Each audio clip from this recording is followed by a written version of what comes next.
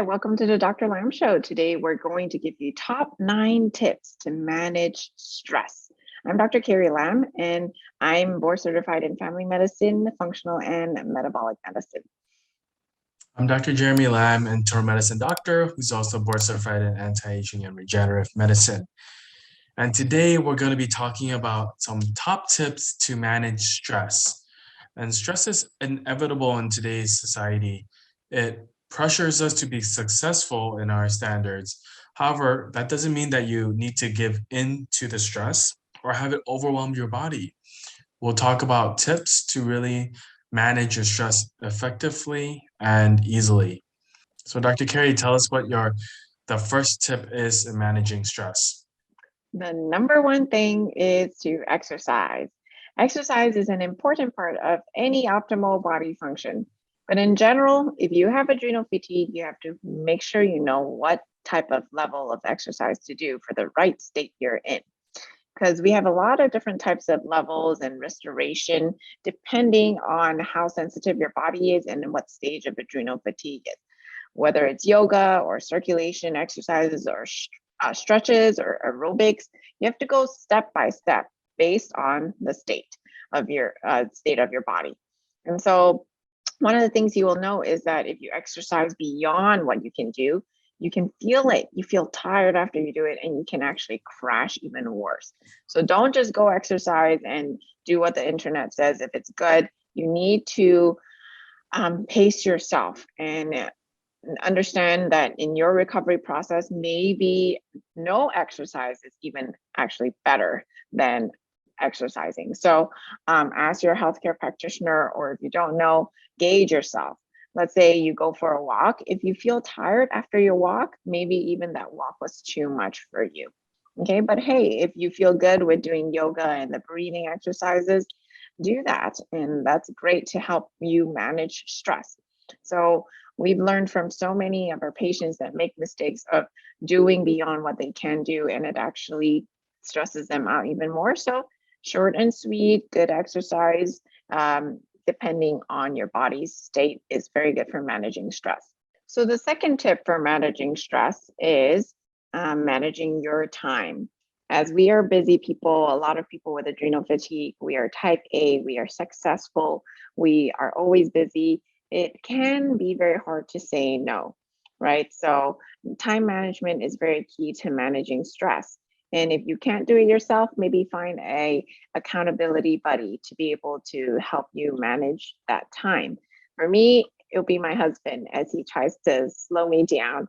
And because it's good for my health, I need to learn the ways of managing my time. And one tip that I like to do actually is tell people, oh, I actually have something in my calendar, and it's the word something. So I'm not lying, because I definitely always have something in my calendar. And so if you need to set that boundary to say, hey, I think this is going to be too stressful for me, set aside your time to say no. Okay.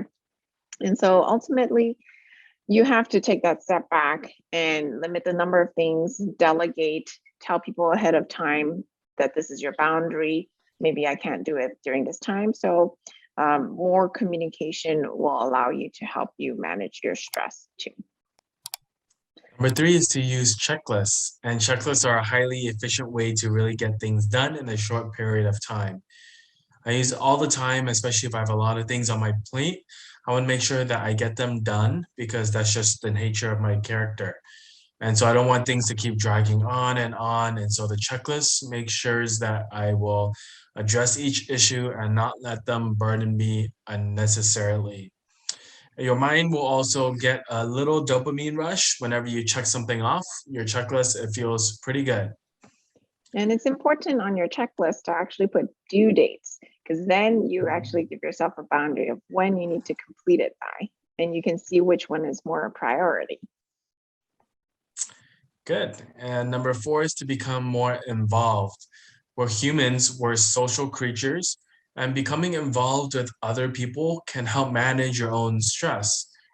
And now being involved means it's a two-edged sword. Many people that we take care of with adrenal fatigue who are weak, I actually tell them not to be too socially active, because sometimes it can drain you. It takes energy to be socially involved. And so the question is really about communicating, about letting people know, hey, I can only be here for 5 to 10 minutes, and then I have to go back to my room, take a break, and then come back. And people understand these things. It's just really a matter of communication and making sure that everyone's on the same page. That's great. I am an extrovert, so I definitely can manage my stress when I'm around other people. But, it can be stressful too for those who are introverted, but you have to have that balance, right? Number 5 on how to manage stress is to sleep adequately.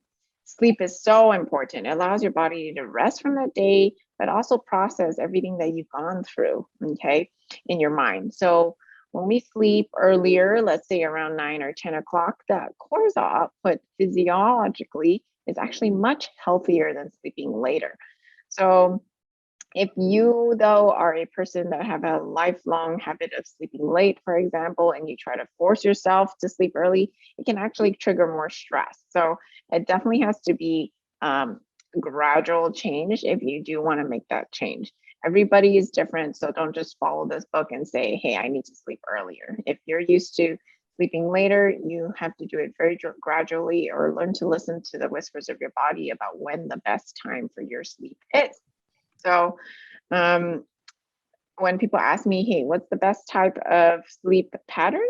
You want to have a structure that allows the maximum amount of cortisol balance to overcome your own body's rhythm.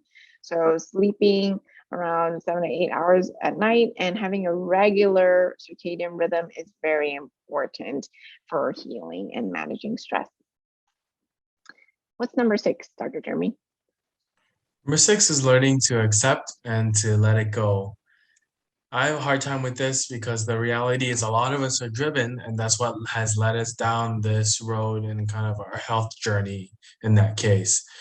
And so a lot of us require excellence, and that drive as well requires us not to accept mediocrity. However, this is a personal challenge, and I deal with it, and we really have to learn to accept my own failures, learn from them, and ultimately move on and not dwell on the past.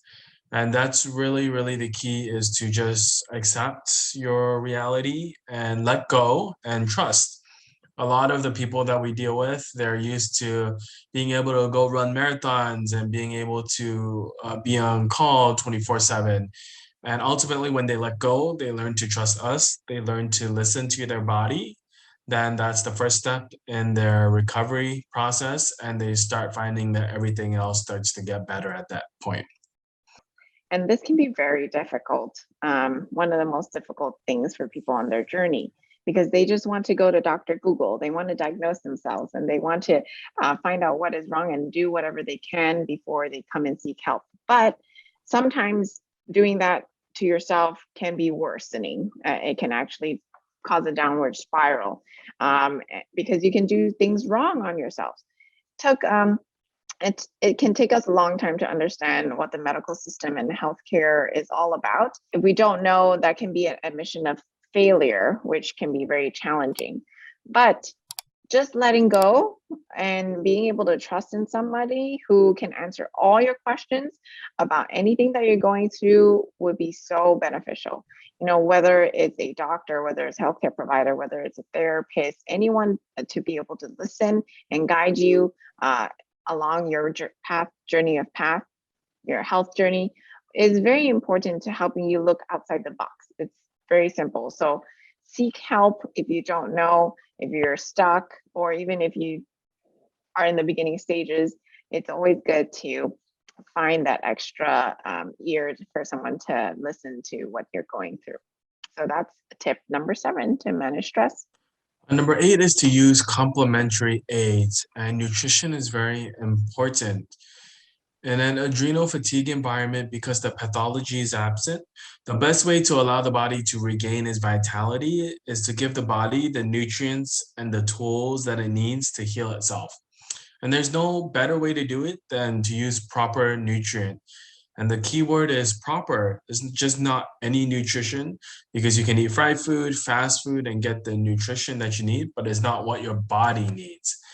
And so I think that's really, really important, is to really get down to the proper nutrients that your body needs to be able to self-correct itself.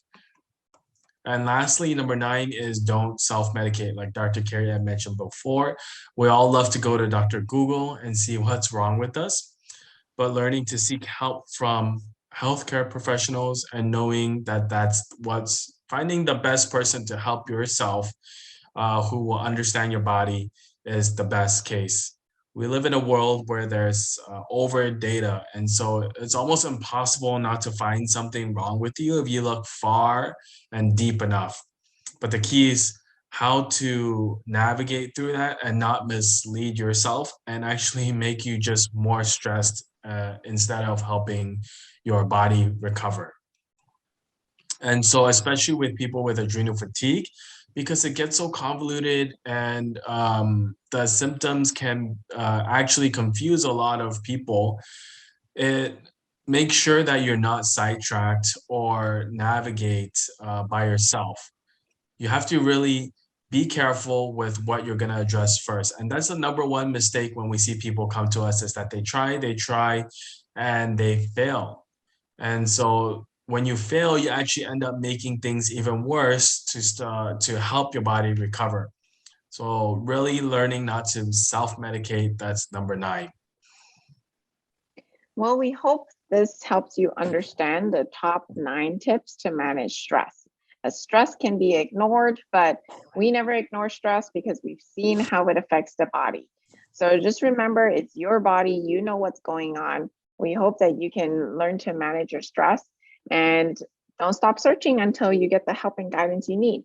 Thank you for being here with us today on the Dr. Lam Show. We hope you find this so helpful. So please subscribe, like, share with anyone who needs it. So we're here to empower you to take control of your health.